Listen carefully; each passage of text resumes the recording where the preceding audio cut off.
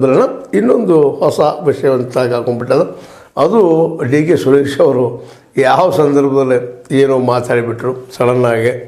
ಏನಪ್ಪ ಅಂತಂದ್ರೆ, ನಮ್ಮ ದಕ್ಷಿಣ ಭಾರತಕ್ಕೆ ನೀವು ಇದ್ದವ್ರ ಅಂದ್ರೆ ನಮ್ಗೆ ಅನ್ಯಾಯ ಮಾಡ್ತಾಯಿದ್ದೀರಿ, ನಮ್ಮ ಪಾಲು ನಮ್ಗೆ ಸರಿಯಾಗಿ ಕೊಡ್ತಾ ಇಲ್ಲ, ಜಿ ಎಸ್ ಟಿ ಮತ್ತು ಇನ್ನುಳಿದ ಒಂದು ತೆರಿಗೆಗಳಿಂದ ನಮಗೆ ನೀವು ತೊಗೊಳ್ತೀರಿ, 4 ಲಕ್ಷ ಕೋಟಿ ರೂಪಾಯಿ ತೊಗೊಳ್ತೀರಿ, ನಮ್ಗೆ ಬರೀ 50,000 30,000 40,000 ಕೊಡ್ತೀರಿ ಅನ್ನುವಂಥ ಮಾತಾಡಿ. ಅದು ಇನ್ನೊಂದು ಮತ್ತು ಹಿಂದೂ ನೆಲೆಗಟ್ಟಲ್ಲಿ ರಾಷ್ಟ್ರವಾದ ನೆಲೆಗಟ್ಟಲ್ಲಿ ಚರ್ಚೆಗೆ ಕಾರಣೀಭೂತ ಆಗಿಬಿಟ್ಟಿದೆ ಅಂತ.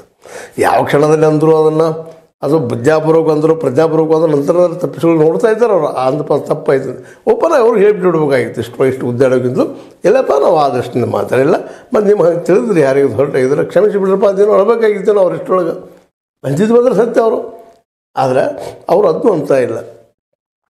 ಇದೇ ಸಂದರ್ಭದಲ್ಲಿ ಏನಾಗಿಬಿಟ್ಟಿದಪ್ಪ ಅಂತಂದ್ರೆ ನಿಮ್ಗೆ ಹೇಳುವಂಥದ್ದು, ಡಿ ಕೆ ಸುರೇಶ್ ಅವರು ತಮ್ಮ ಪಾಲು ಸಿಗಲಾರದಕ್ಕೆ ಕರ್ನಾಟಕಕ್ಕೆ ಅಭಿವೃದ್ಧಿಗಳು ಆಗ್ತಾಯಿಲ್ಲ, ಡೆವಲಪ್ ಆಗ್ತಾಯಿಲ್ಲ ಅನ್ನೋ ಒಂದು ಕಾರಣ ಹೇಳಿ ಅದು ಟೀಕೆ ಮಾಡಿದರು.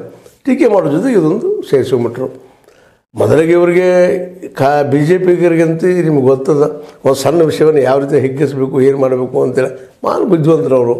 ಮತ್ತು ಅದ್ರ ಜೊತೆ ತಮಗೆ ಯಾವ ರೀತಿ ಅನುಕೂಲ ಬೇಕೋ ಆ ರೀತಿ ಒಂದು ವಿಷಯವನ್ನು ವಿಶ್ಲೇಷಣೆ ಮಾಡುವಂಥವ್ರು. ನೋಡಿರಿ, ಹಿಂದುತ್ವದ ಬಂದಾಗ ಗಾಂಧೀಜಿಯವ್ರನ್ನ ಉಪಯೋಗ ಮಾಡ್ತಾರೆ, ಮತ್ತು ಅದೇ ಕಾಲಕ್ಕೆ ಭಗತ್ ಸಿಂಗ್ರನ್ನ ಉಪಯೋಗ ಮಾಡ್ತಾರೆ, ಇನ್ನೊಂದು ಕಾಲ ವಿವೇಕಾನಂದರನ್ನ ಉಪಯೋಗ ಮಾಡ್ತಾರೆ. ಹಿಂದುತ್ವದ ಬಗ್ಗೆ ಹಿಂಗೆ ಹೇಳಿದಾರೆ, ಹಿಂದೂ ಶ್ರೇಷ್ಠದಂತ ಪ್ರಸಂಗ ಬಂದಾಗ.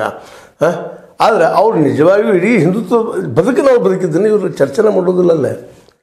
ನೋಡಿರಿ, ಉದಾಹರಣೆಗೆ ವಿವೇಕಾನಂದರವರು ಅದರ ವಿವೇಕಾನಂದರವರು ಸ್ಪಷ್ಟವಾಗಿ ಹೇಳಿದ್ದಾರೆ ಏನಪ್ಪ ಅಂದ್ರೆ, ಈ ದೇಶದಲ್ಲಿ ಮುಸ್ಲಿಂ ಮತ್ತು ಹಿಂದೂ ಜೊತೆಯಾಗಿ ಹೋಗ್ಬೇಕಾಗ್ಯದ. ಯಾಕಂದರೆ ಈ ಬ್ರೈನ್ ಅನ್ನುವಂಥದ್ದು ಬ್ರಾಹ್ಮಣ ಇದ್ದಂಗೆ ಇಡೀ ಸೇರಿ